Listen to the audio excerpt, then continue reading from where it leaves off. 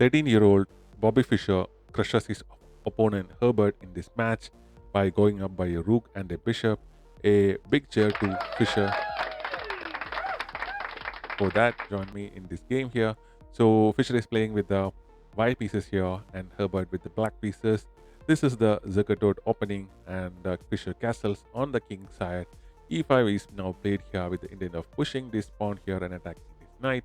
So d3 is played preventing this pawn push and d5 is played here. So black got all these pawns create controlling all these squares on the fourth rank. So e4 is now played attacking these pawn structures over here and trying to counter the control of black. So bishop to e7 by Herbert and knight comes to d2 and castles on the king side. Rook comes to e1 here and after the pawn captures, pawn recaptures here. So queen now comes to c7 from this open d file here, trying to bring his rook there.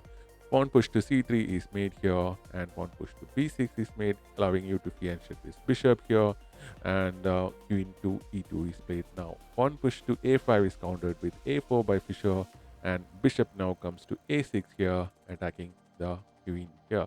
So knight jumps to c4, and immediately b5 is played, attacking the knight.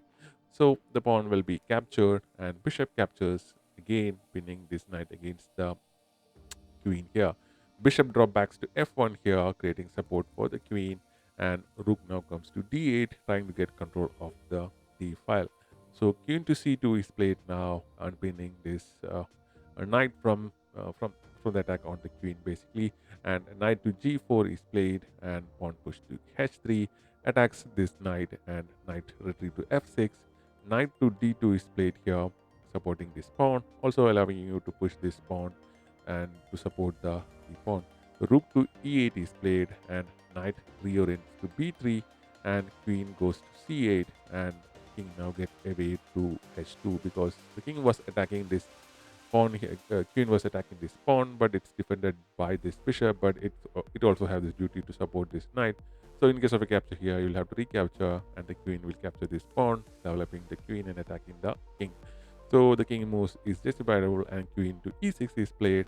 Knight captures this pawn here. Knight captures the knight, and knight captures back, and Fischer wins a pawn here. So bishop captures the bishop, and rook captures back, and pawn push to c4 is made. Here the idea is that to use this pawn's control of the square here on d3 as an outpost to bring a rook here, double up the rooks here, and get control of the d file here. So queen goes to e2, attacking this pawn here, which is attacked twice now, and rook comes to d3 here. Instead of protecting the pawn here, he brings the rook here, and basically cover up this attack on this pawn here, double attack. So it's protected once, it's attacked once, so it's fine here. So you can now bring your queen and the rooks into this d file and launch an attack on Fischer. So rook to a4 is played, attacking this pawn, and Herbert ignores that attack and doubles up his rook. Knight captures the pawn here, and pawn push to h6, avoid any back rank checkmate trouble from this rooks and queen of white. So rook to e1 doubles up the rook and the queen here, and Fischer is slightly better as of this position, and bishop to c5 is played here. So king comes to g2 here, providing support for both these pieces here, and pawn push to g5 is played here. Knight retrieves to d2, and queen now goes to d7, creating a triple battery on this d file, and this knight is protected nicely by three pieces now, so it's okay here. The rook goes in here and attack the bishop.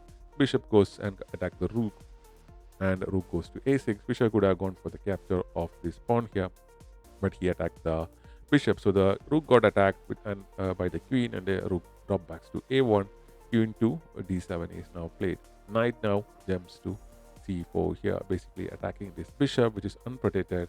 So the bishop basically goes ahead and capture the pawn here, which actually is a kind of a mistake. The best move would be to bring the queen over here, because once the queen captures this particular bishop, knight jumps to h5 here. The best move was to bring the queen over here. This allows the knight to capture the e5 pawn, attacking both the rook and the queen at the same time, forking them at the same time. So queen goes to e6 now, late by a move, and knight captures the rook, and the rook captures back, and rook to e3 by Fischer, trying for a rook exchange here because he's already up by a rook in this position. So rook here drops to d1, which basically is a blunder because Fischer just played queen to f3 here, attacking both the knight and the rook at the same time.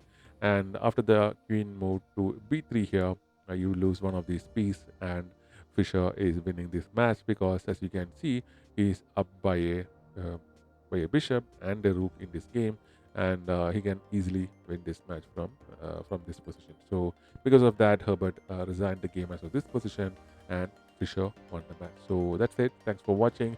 A big clap for Fischer for playing this when he was just 13 years of age, and quite a crushing victory over Herbert Seidman in this match. So thanks for watching. We'll be back with more such videos.